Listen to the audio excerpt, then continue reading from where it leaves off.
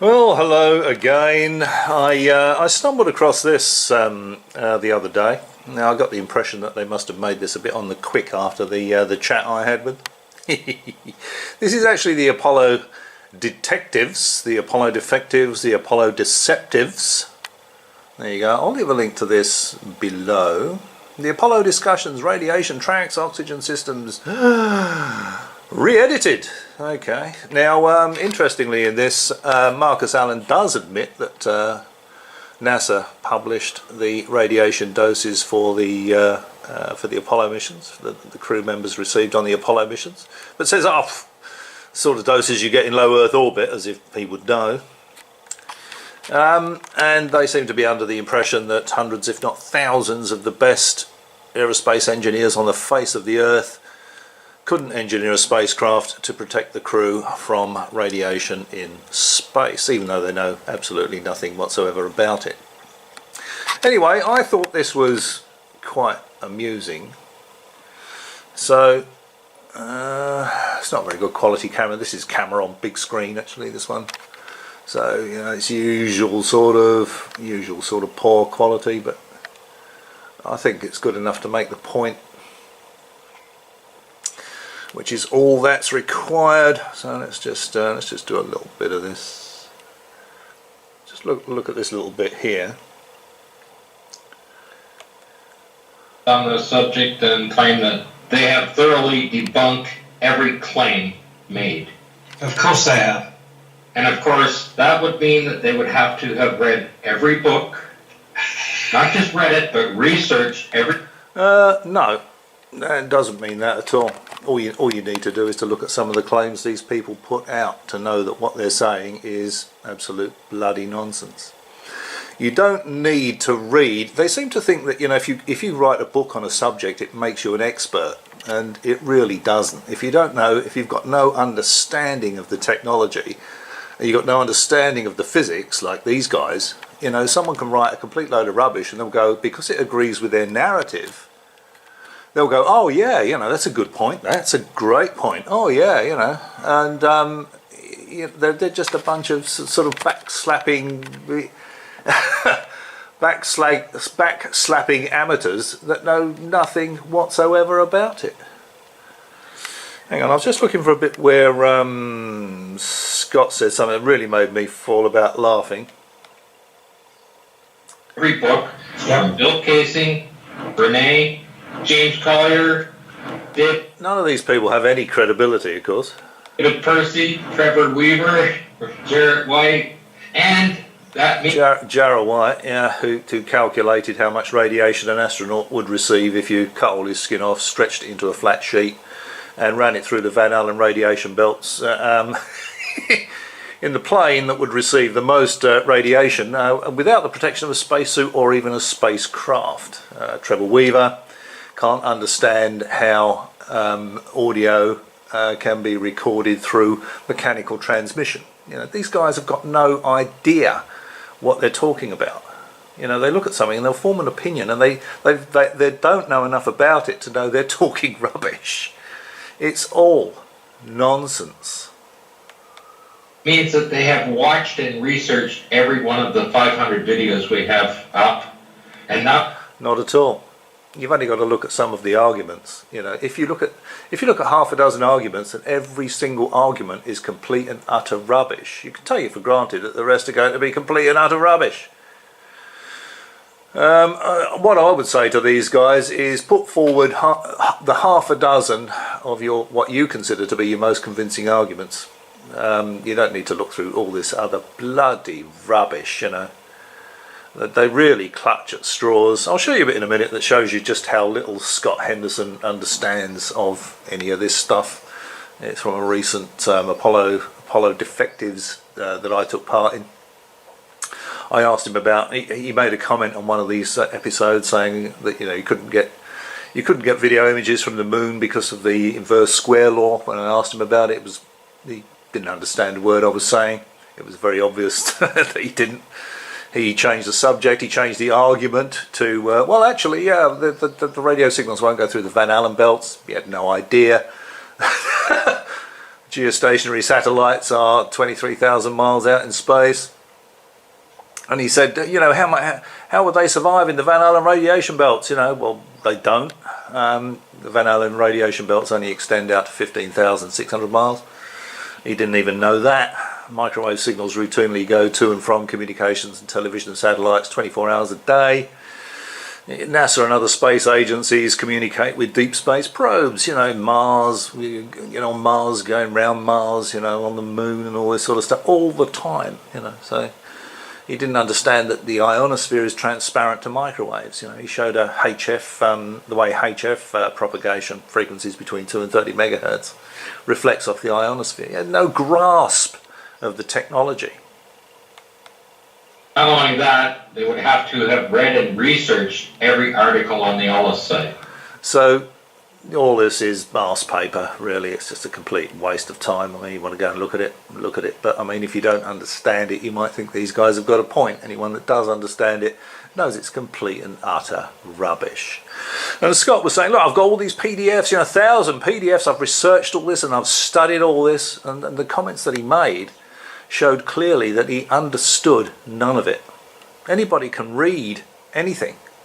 Understanding it is something completely different. That would take a team of people at least 10 years there alone. They come up and that statement that is made there, every single argument claimed that NASA faked moon landings has been discredited. That just shows that they're a bunch of idiots. They take no, it shows you are. The little PhDs out and claim that they know better. Yeah, okay, so they get their little PhDs out and then claim that they know better. Have you ever heard anything quite so ridiculous?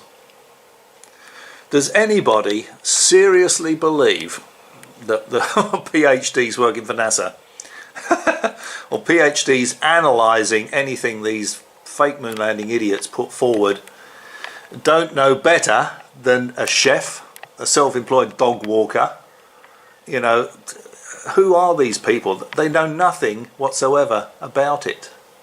And I'll just give you a demonstration of how little Scott Henderson understands of this stuff.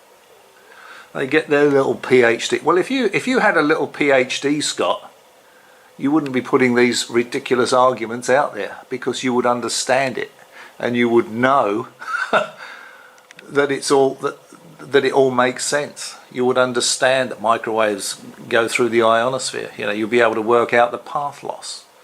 You know, you would be able to look at the technical specifications of all this stuff and say it makes perfect sense. You know, do you seriously believe that, you know, every engineer on the face of the earth, every aerospace engineer on the face of the earth, every radio engineer on the face of the earth wouldn't be jumping up and down and saying, well, I've done the calcs on this and it doesn't work?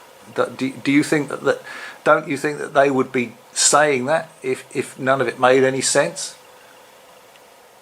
The only people it doesn't make any sense to is people like chefs, dog walkers, magazine publishers, people in China that tell people they're scientists but they're actually working as interpreters, people that got a minor in astrophysics that do calculations about, you know, naked astronauts. It's all and people that, you know, people that believe in artists, that believe in pixies at the bottom of the garden, you know, fairies at the bottom of the garden. Ben Emlyn-Jones thinks the planet is being run by lizards from outer space. These are the sort of people that believe this bloody rubbish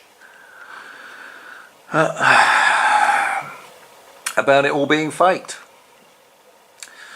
Okay, I'll just show you just how clueless Scott Henderson really is. Perhaps you should consider getting yourself one of these little PhDs, Scott, and you might understand it, and you might smack yourself on the forehead and go, oh dear, did I really look that bloody stupid? And take my word for it, you really do.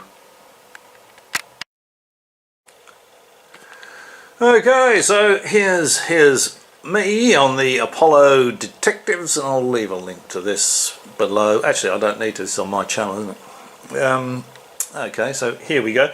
Here's an indication of how monumentally clueless Scott Henderson is. Version of Scott. This is something I've been wanting to ask Henderson for a long time. And that is, on one of these episodes... yeah, might as well start now. You said that, oh, you know, you can't get video pictures from the moon because of the inverse square law. We all know that.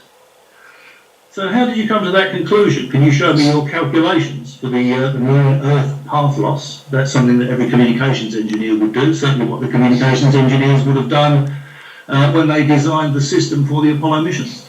Are you sure they did?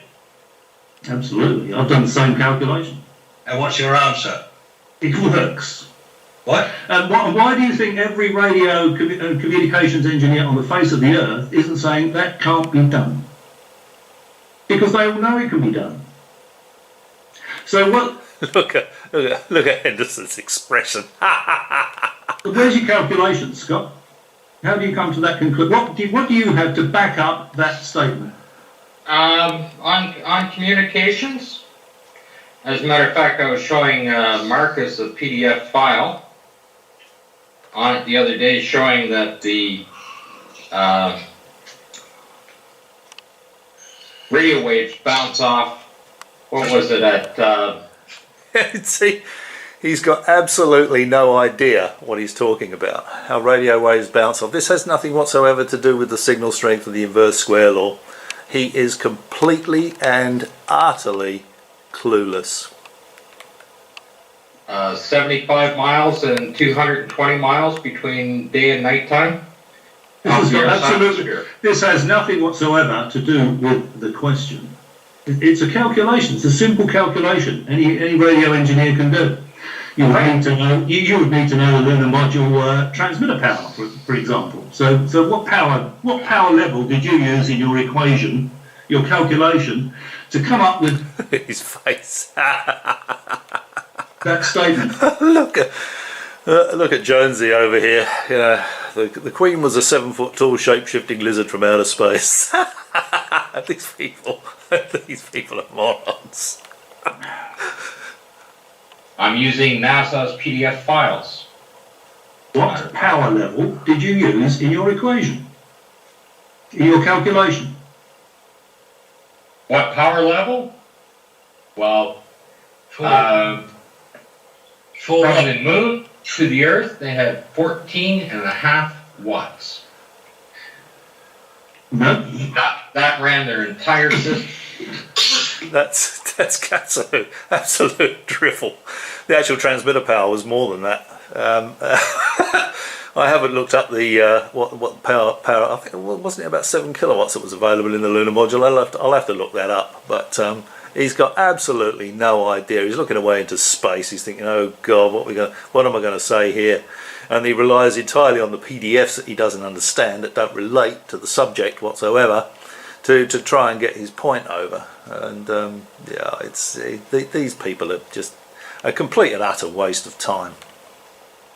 That's not the transmitter power level. What was the That's transmitter? all they had. What was the transmitter? What was the transmitter antenna gain?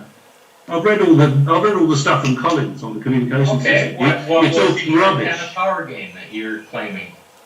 Yeah, that's what I'm asking you, because you need to know the transmitter power, you need to know the transmitter antenna gain, you need to know the path loss between the moon and the Earth, and you need to know the gain of the antenna of the Earth station. What figures did you use? You just pulled that statement out of your... Figures? What figures? Help!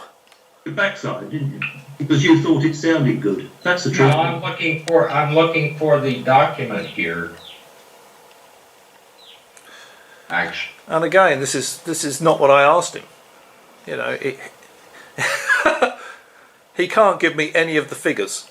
He can't give me what his calculation said that the receive signal strength would be. He can't even tell me what unit of measurement would be used. You know, I'm not going to give away any of the information because then they'll know what sort of terms to throw in there and what units of measurement and all this sort of stuff. So I'm not going to tell them that. But he is completely and utterly clueless. He's got no figures. He never did the calculation. It is literally just something he pulled out of his backside because he thought it sounded good, and because none of these Muppets know anything about it. They go, oh yeah, Scott, absolutely, yeah, you know. And it's nonsense. Just like everything else these guys say about the moon landing being faked. You know, they've just got no idea at all. I mean, bloody Neil will get his ward, you know, the guy that believes in fairies at the bottom of the garden. We're saying, what about the radiation inside the spacecraft when they got the hatch open, you know? And it didn't occur to him that when they got the hatch open, they're wearing their spacesuits, aren't they? They're not going to open the hatch if they're not wearing a spacesuit. You know, this is how dumb these people are. Is that document going to contain your calculations, Scott? Well, give him a chance. Give him a chance, mate.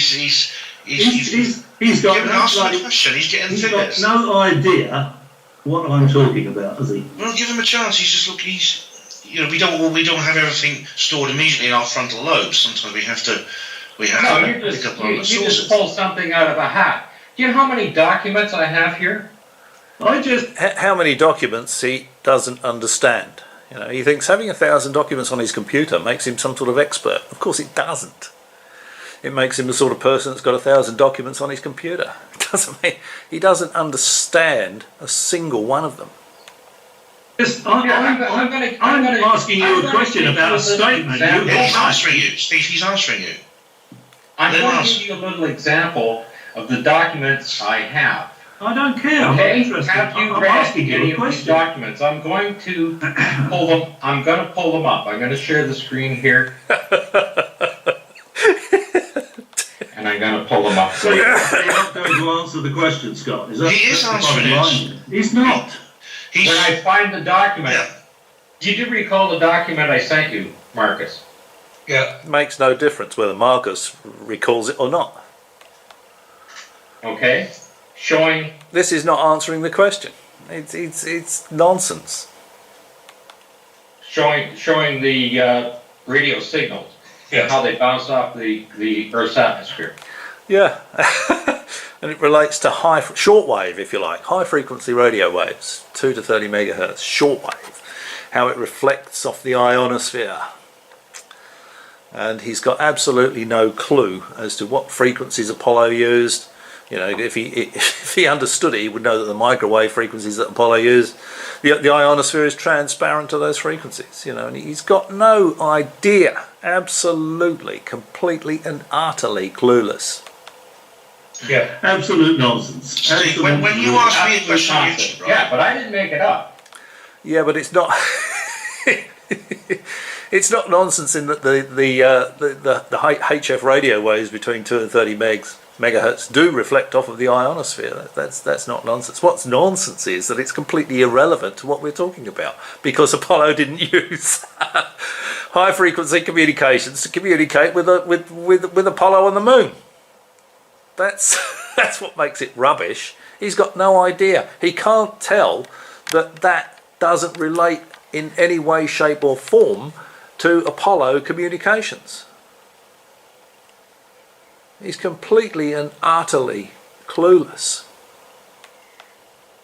I can. Yes, you're talking rubbish. When you ask me a question on YouTube, on the YouTube comment section, Well, you call I'll it go away, rubbish. look something up, and come back into. I know it's rubbish because if somebody asks me, I can say, was this transmitter power? Was this transmit antenna gain? This is the path loss over the distance. This is the receiver antenna gain. This is the path loss across the system. You've got a photographic memory, Steve. Not everyone else has. Let's Scott answer a question. I just know what I'm talking about. You've done. Here.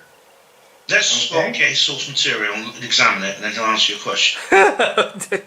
It's completely irrelevant. You know what? He's fumbling around trying to find this source material that he thinks is going to prove his case, and all he's proving is that he's got absolutely no understanding of the technology. What's happened now? He's sharing screen. This is a thing on Skype. It's very easy to do. You just press a button and it allows you to share documents and things like that for all the participants. I was going to tell Neil that we've already started creating material. This is going to be... Yeah, but Okay, here's the file folders that I have. To look, Completely meaningless. Absolutely meaningless. to find the one that you just pull out of your hat. Okay? you made a statement, and what did you do?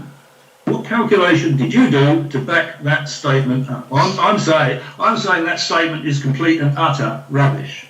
And that's something Okay, that well, fine. You say it's complete and utter rubbish. It is Okay. utter, not udder. Udders are on cows, Scott. Just whatever. Okay? You should listen to yourself See sometimes, these Steve. PDF files here? Here's a folder. Okay, there's 50. All right, look, it's obviously going nowhere. I'll give you an easy... Completely and utterly irrelevant. Absolutely irrelevant. He goes on to show, I'll see if I can find it, he goes on to show how high frequency radio waves reflect off the ionosphere. That's shortwave radio in layman's terms. How it reflects off, not microwaves. He's got no understanding of the Apollo communication system whatsoever. Absolutely no understanding. On another one of these episodes, Marcus Allen said, the moon's spinning, the earth's spinning, the whole thing's ridiculous. And of course Marcus Allen didn't even know that we see the same face of the moon all the time. So although technically the moon does spin, it doesn't spin relative to the earth. We always see the same side of the moon. For a start, okay, and secondly, there were tracking stations around the world that could see the moon. As one lost sight of the moon, another one picked it up. And that's how they did it. And these people will spread all this absolute rubbish, and people that don't know that they're talking rubbish, they can't tell that they're talking rubbish, think, oh yeah, okay, well, he's got a point there, yeah, when in fact they haven't. All right, well, let's just have a look at this. I'll see if I can find this bloody graphic he's talking about. Oh, I've given up trying to find it, but it's nonsense anyway. But this I thought was really quite funny. Now it wasn't long after this that Henderson ran away and hid under the table. You're calling people names, you're focusing on individuals, It's late at night, and I find your rubbish, which is what it is, irksome. Okay, I'll try and keep myself under control. Thank you. But any of this is very easily verifiable. Just Google it. Just Google where the television satellites are. Now, why I said that was, I thought any one of these could just Google it, because what Scott Henderson is saying is he changed his argument from the inverse square law to radio signals reflect off the ionosphere, they can't penetrate the Van Allen radiation belts. And I said, why don't you Google it right now while we're doing the recording, and just tell us how far away the geostationary satellites are. And he said, oh, there's not many of them. And I thought, well, that doesn't if there's only one of them, it still proves he's talking rubbish, doesn't it? Because the signals are obviously going to and from the satellite through the Van Allen belts and through the ionosphere. But he wouldn't do that. And I thought, well, if he Googles it now, the information doesn't have to come from me, does it? He can just Google it. He can decide which source of information he's going to use to read out how far the geostationary satellites are from the Earth. And he wouldn't do it. And the reason he wouldn't do it was because he knows he would be shown to be completely and utterly wrong. He would be shown to be talking out of his rear end, which is all these people ever do. Now, we're talking about communication satellites here, and for some reason best known to himself, Henderson decides to bring up a global map showing undersea communications cables. Now, personally, I thought this was completely and utterly ridiculous. We're talking about satellites, and he says, here's your satellites. But you haven't really, Steve, you haven't really... I'm going to show you where the satellites are. Here they are right here. So where the satellites are, here they are right here. And he's showing undersea communications cables. Here's your satellites right here, and he's showing undersea communications cables. Now, have you ever seen or heard anything quite so ridiculous? But that's what these people do. You know, if you challenge them, they can't answer any questions. All they can do is throw rubbish at you. You know, it's like confetti to try to try and put people off. You know, to try and give the impression they know what they're talking about, when in fact they don't. So he said, here are the communication satellites right here, and he's showing undersea communications cables.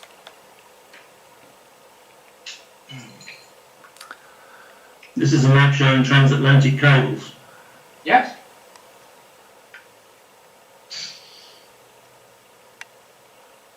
Completely and utterly irrelevant. Absolutely irrelevant. What's this got to do with satellites? That's how we're communicating right now. Okay. Completely irrelevant. Oh, this is complete rubbish. This is just bullshit. This is This is fine. These cables don't. So see how he tries to bamboozle and throw some stuff in there that so he's throwing some credible information in there. Yeah, these undersea cables are there.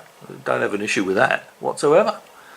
But it's got nothing whatsoever to do with how far geostationary satellites are from the Earth. It's got nothing whatsoever to do with satellites, has it? No, They don't communicate. They don't do anything. It's a complete waste of time. What are they? So what?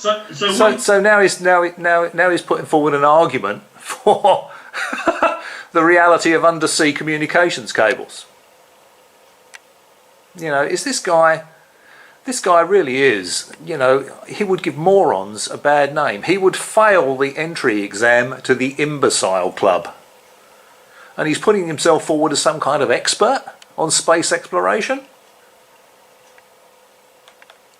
You're implying. This bloke couldn't get an O-level in origami, let alone whinging and bleating about people with PhDs saying he's talking bloody rubbish. What are they doing with these cables? What you're implying is that not only was the Apollo I'm mission... not implying anything. I'm showing you. He is, of course he's implying. He's saying, he started this with, here are your communication satellites right here. And then he starts showing pictures of images, maps of underground, of undersea communications cables. So he's implying, he's saying we're communicating with these cables right now. He's implying that there's no communication satellites, isn't he? That's exactly what he's implying. So that's all fake too. There's no communication satellites, there's no television satellites, you know, there's no communications with deep space probes, there's no communications with, you know, Mars rovers, spacecraft orbiting Mars. You know, the Chinese aren't talking to their spacecraft on the moon. You know, the Indians aren't talking to their lunar orbiters. This guy really is a clown. You know, he really should wear a big red spherical nose and oversized shoes when he does any of these presentations, because he is absolutely clueless. What on earth does this mean? Here's your communication satellites right here. Shows a map of undersea communications cables. That's how we're communicating right now. And I say, you're implying there's no communication satellites? And he said, no, I'm not implying that at all. So what's he saying? He's not implying it. He's telling us all that as fact, is he? Yeah, but this is okay. Well, this is fair enough. There's no. I don't have a problem with this. But this is in addition to all the satellites. You're not showing the satellites, are you? You're showing undersea cables. I'm showing you what satellites look like. I'm showing you what the satellites look like. Have you ever heard anything so ridiculous? And these people think Scott Henderson knows what he's talking about. The people, of course, that don't know what they're talking about might think that because it supports their ridiculous narrative. Anybody that knows anything about this stuff knows it's ridiculous. Even the average man in the street knows this communication satellites. The guy is a complete and utter waste of time. Completely and utterly clueless. I might just show some satellites before I finish this off, just to Just to drive the point home, but I think everybody knows there's television satellites. You know, most of Europe have got satellite television.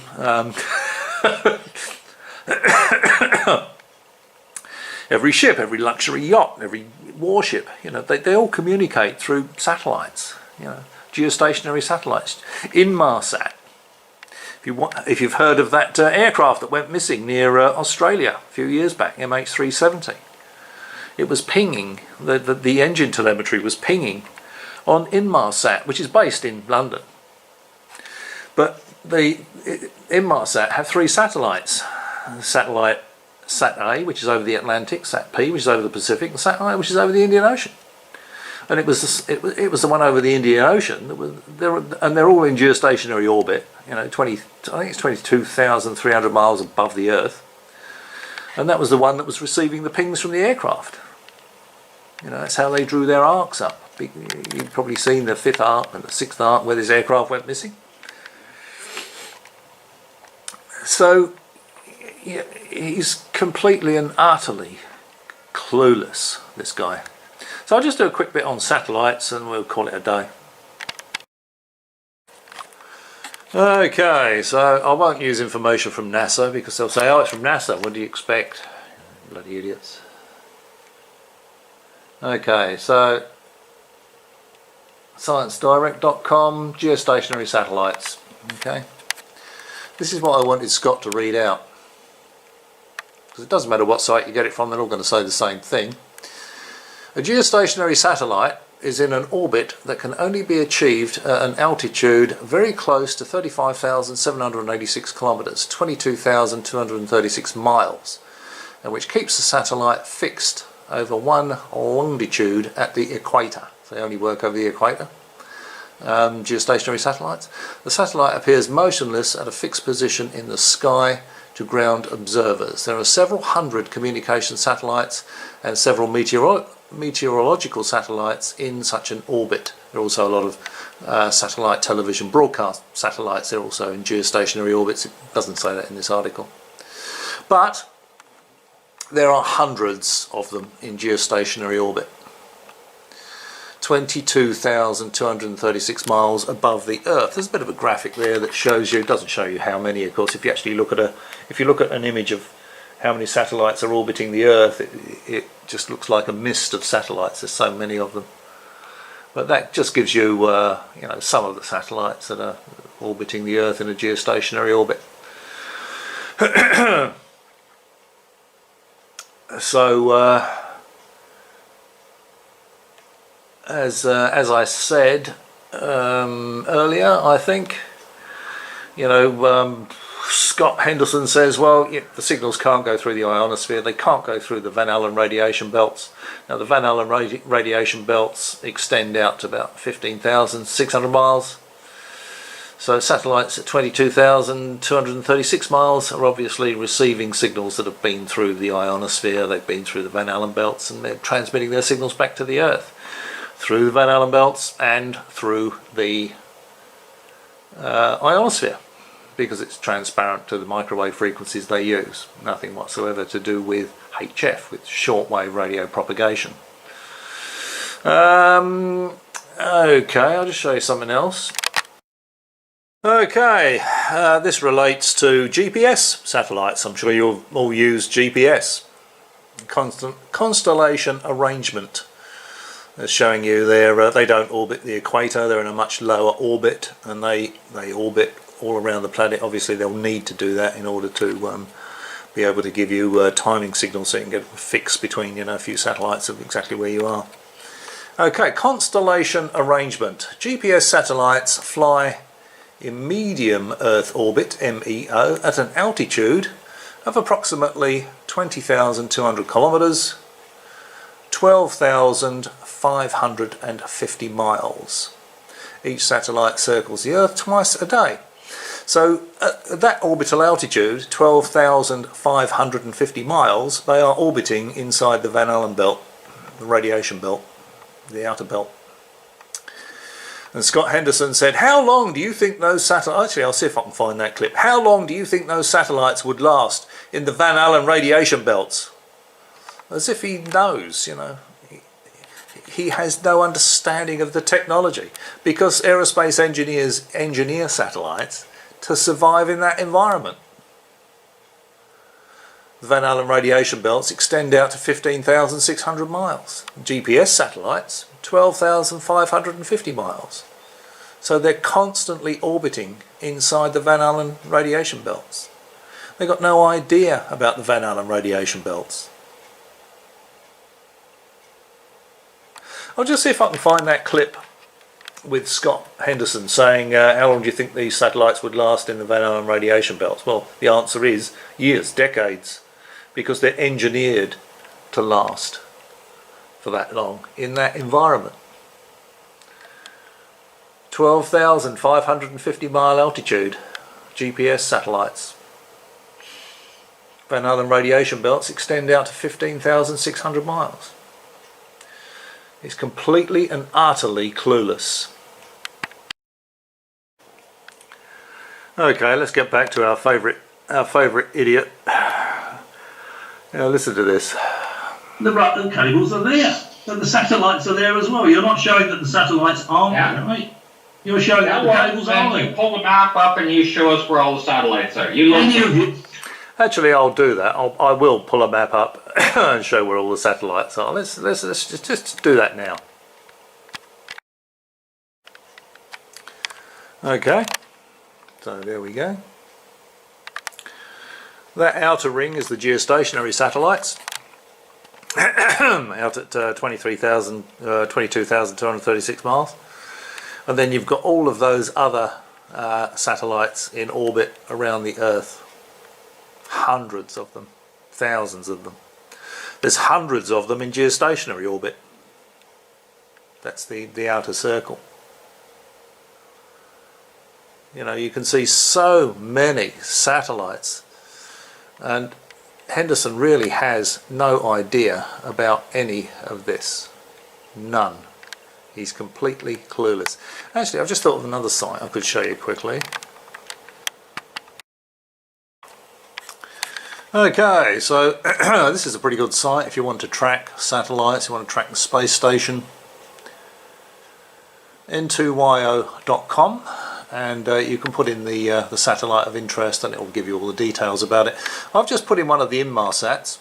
Actually, I thought there was 3. There's actually 14 of them. It's a very long time since I've worked with any of this stuff. But sorry, Inmarsat. So they've got 14 satellites. This particular one is Inmarsat GX5. It's got a NORAD ID, there's a local time, there's UTC, latitude, longitude, altitude, 35,794.71 kilometres, 22,241.8 miles, speed, kilometres per second, 3.07 miles per second, 1.91. There's the azimuth, elevation, there's exactly where it is. Of course, if this was an orbiting satellite, this would draw a yellow line, an arc across the face of the Earth and show you where the position of the satellite is. Because it's geostationary, of course, it doesn't move with respect to the Earth. So there you go. So there's some more information on satellites, showing you the altitude. As I say, you can look this site up. It's very, very good. Every satellite that's up there is on here, and you can track it. Can I actually track? At the moment, it says, what's this? Currently tracking 27,070 objects as of 25th of February 2023. So you can get high definition live streaming from the space station. I wonder if I put ISS will cross your sky in 6 hours, 12 minutes, 52 seconds. So it knows exactly where the ISS is. I wonder if I can put ISS in, it will track it, or whether it's got to find a satellite. So I wonder if I just put in ISS, whether it will actually do it, or whether I need to put in the NORAD ID. Hang on. Okay, so this is the same site, N2YO space station, and there is an amateur radio repeater on the space station. I've actually spoken through that myself. I've got a ham radio license. Using very modest equipment from home, I was talking through the repeater on the space station when it was 1,000 kilometres west of the west coast and about 400 kilometres in the air, I think. Gives you the orbital parameters there, perigee and apogee, so it's not completely circular, slightly it's not so you got an extra few kilometres there at the furthest point. 92.9 minutes, and if we go over to here, this is the actual, we can see where it is right now, and it's way over to the east of New Zealand. It's over the South Pacific Ocean, and there it is. Latitude, it's changing of course because this is live. Latitude and longitude are changing because it is moving. The altitude is 432.66 kilometres and the speed is 7.65. That's probably, I don't know, kilometres or miles per second, because it has to be doing at least 17,500 miles an hour. It's not going to be orbiting. So there you go. So that's just live tracking of the space station. 433 kilometres up. Of course they communicate with that all the time. They actually have some communication satellites, have a TDRS network, NASA, that communicates with spacecraft that's further out, and that's in the Van Allen belts. So just an indication of how completely and utterly clueless Scott Henderson is with regard any of this space technology. He is completely and utterly clueless and should not be taken seriously. So anything I say can be researched and verified, independently verified. Everything he says, if you research it, it can be shown to be complete and utter rubbish. Alright, well I think that's about it. That's about as much as I could take for today of this nonsense. I'll take a look at the latest Apollo, their edit of the Apollo defectives thing a bit later on, if I get time today. I've left some comments on there, but I haven't watched it. I just responded to some of the comments that I saw. So, as always, thanks for watching. And, oh, was I going to show something else? Hang on. Yeah, let's just, hang on, I'll just show one more clip. Okay, just one last bit here. That's all fake. The satellites aren't really out there. That's all fake. Stable communication. Do you have anything real in your life, Scott? This is all rubbish, nonsense. Well, it's completely irrelevant. I guess all those cables are just rubbish, are they? The cables are there, but the satellites are there as well. You're not showing that the satellites aren't there, right? You're showing that the cables are there. You pull the map up and you show us where all the satellites are. Any of you, even if you've got the IQ of a cheese and pickle sandwich, can Google television satellites, communication satellites, and you can find out where they are. Scott, you know, you showed us earlier a paper, a document, which was all about how radio waves travel through space and. It wasn't. No, it wasn't how radio waves travel through space at all. It was about how shortwave radio waves reflect off the Earth's ionosphere. The atmosphere. What did that document demonstrate? Because I don't think we didn't really get a chance. They never actually launched it. It was to test. That's right. That's right. He showed results from a test that was never carried out. They never actually launched it.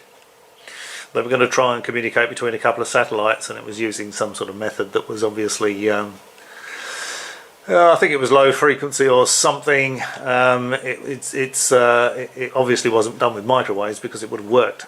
But he's quoting results from a test that was never carried out.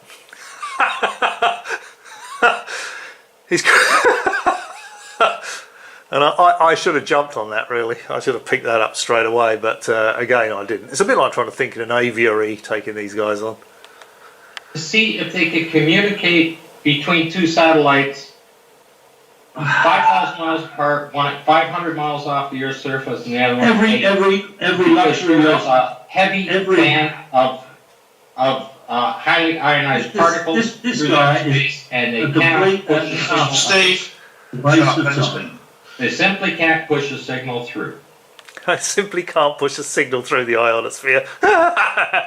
Honestly, really, I mean, you really should, you know, even after watching this video, even if you don't understand the technology, you should be able to tell that this guy is talking complete and utter rubbish and should not, under any circumstances, be taken seriously. Nonsense. I've done it. You should be someone that's done it. So On a number of occasions. Anything I say is verifiable. Everything you say is verifiably rubbish. When the lunar module was in 1969 and in the subsequent Apollo missions, what Henderson's face. it had an antenna. It had an antenna. And it was transmitting a signal. And this signal, I know it was picked up by other parts of Germany, Australia, and this was like a radio transmission. I got the thing. I'm going to put it right in the chat here. Thanks. So just to be clear, Scott, you're saying there's no such thing as communication satellites, there's no such thing as television satellites. Is that what you're saying? It's all fake. I didn't say they aren't there, but not in the numbers, not anywhere near. It's got nothing whatsoever to do with it. I think I made the point badly here, but if there's only one at 22,300 miles, it shows that the signals are going through the ionosphere and through the Van Allen belts, doesn't it? This guy's going all over the place. You know, he doesn't know where to go. He's just clutching at straws. There are 20, all right, even if there's only one of them. And you could actually Google, I don't know how to bring it up, but there is a site that shows you all the satellites going around the planet. There's an awful lot of them. So how? You're saying there are hundreds of satellites in geostationary orbit. You're saying that they're not 23,000 miles out. Is that what you're saying, Scott? You couldn't get a signal to them 23,000 miles out. Is that right? That's right.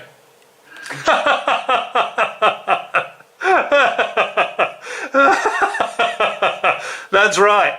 Yeah. If they're in geostationary orbit, then you can't get a signal out to them. That's right. That's what he's saying.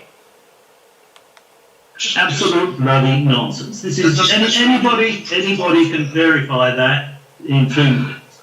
It doesn't prove that, therefore, the Apollo communication system would work. It kills his argument stone dead, though. He's arguing that they couldn't communicate with the moon because they can't push a signal through the ionosphere and the Van Allen belts to a satellite in geostationary orbit. I mean, these people really are a complete and utter waste of time. They really are. I mean, Jones knows nothing about it. Henderson knows nothing about it. Allen knows nothing about it. And they're all confirming their own nonsense because they don't understand any of it, and it just supports their ridiculous narrative. Worker. It proves that Scott Henderson is completely and utterly clueless. Perhaps you could explain how President Nixon arranged a phone call with the astronauts on the moon. I mean, well, you haven't shown me anything today. You can Google it yourself, Scott. I mean, I've never used Skype before. I haven't prepared any of this stuff, so you know. You can Google it. Just you've had years to prepare to have the discussion. Had years to prepare to take these bloody clowns on. That is laughable. Absolutely hilarious. Okay. Why don't you, while we're talking now, just Google the Clark Belt. Also, learn something about satellites. I'm also curious. Well, another thing that makes me curious is that during this phone call from President Nixon to the screen here. This is the from the document right there. And it's showing shortwave radio propagation.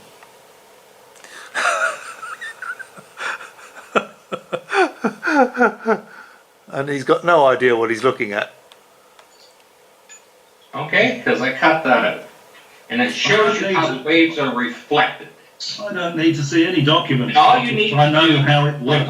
I know where the satellites are. All you need to do is look at this document and you see those layers that are there. Did you see a news item? Daytime to night time, and it's showing you the radio waves are reflected back. Yeah, no, they are I did not create this document. They're high frequency radio waves. They are not microwaves, Scott. Microwaves do not reflect off of any of those layers. They go straight through them. They are transparent for microwaves. As a matter of fact, they don't. As a matter of fact, they don't. Clueless doesn't even begin to describe this bloke. You know, he's completely and utterly gormless. As a matter of fact, Finally, we're on point. Okay. See, this is, again, how many times do I have to say it? This is the problem with people that don't understand the technology, they don't understand the physics, they've got zero photographic analysis ability, and they're all making amateur comments, you know, and they're all patting each other on the back because it agrees with their narrative, and they understand nothing about it. They're not in a position to say, oh yeah, that makes sense, or that doesn't make sense, because they don't understand any of it. Okay, but you're sitting there telling me that I'm full of shit. I haven't Yeah, looked at absolutely. anything. I haven't studied. Well, he is. Yeah, he's full of shit. Absolutely. I'm surprised. He's so full of shit. I'm surprised I can't see it pouring out of his ears. Anything. Well, you may have looked and studied it, but you've got no bloody, you don't understand it at all. Anyone can look at it and read it, but you've got no bloody clue about any of it. You're not explaining exactly. You've only said one thing, Steve, that actually is a rebuttal to what Scott has said, and that's the point you made about microwaves. And Scott's now. Well, that's the only point I needed to make, wasn't it? He's showing HF radio propagation. I'm saying it's irrelevant because Apollo used microwaves. The ionosphere, Van Allen belt's transparent to microwaves. That destroys his argument completely, doesn't it? Well, Ben doesn't quite see it that way. Replied to, it's taking you about 20 minutes to get there. Yeah, his reply makes no sense, Ben. And if you understood any of this stuff, even if you had an entry-level ham radio license, you would understand it, and you would know that what Scott was saying was drivel. You finally said something that's a real rebuttal.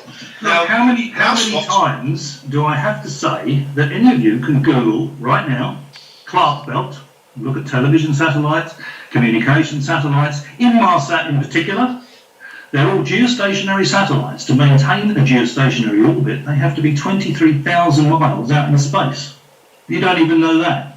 I do, because they have to be over the same. They're continuously on the same point above the surface in the zenith. You better tell Scott about it, because he seems to think it's impossible. Well, it's not relevant. No, he's not actually. He's the one that started this. He's the one that started talking about satellites. And I said then it was irrelevant. We were supposed to be talking about Apollo. But he's demonstrated, again, that he has absolutely no understanding of this technology. Really? And you think that a satellite is going to survive in the middle of the second band of the Van Allen belts when it's Just Yeah, and again, you know, this demonstrates how completely and utterly clueless he is. You know, he's saying, I'm saying the satellites are 23,000 miles out in space, and he's saying, you know, you think they're going to survive in the outer belt, outer Van Allen radiation belt. Well, the outer Van Allen radiation belt extends to 15,600 miles, so they're not orbiting in that belt. You know, they're 22,236 miles out, so they're thousands of miles beyond the outer Van Allen belt. No problem with satellites orbiting within the Van Allen belts anyway, because the GPS satellites orbit within the Van Allen radiation belts, and they can do that, and they can survive for years and years and years because they're engineered to do that. Because aerospace engineers know what they're doing. They design spacecraft to withstand the environment they're going to be orbiting in. But he doesn't understand that. He's got no grasp of the engineering. He's got no grasp of the physics. The man is an idiot. He's a complete and utter waste of time. You can put a line through anything this man has to say. Same's true for this one.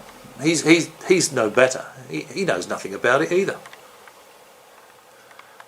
This one, anything this one says can be checked and verified as being true and accurate. Anything this one says, or this one, can be checked from independent sources and found to be absolute bloody drivel. This one, check anything he says, any independent source you like, as long as it's not all it saw, or one of these Mickey Mouse, science fiction story sites that these people love. Anything this guy says can be checked and verified from a reputable source and found to be true and accurate.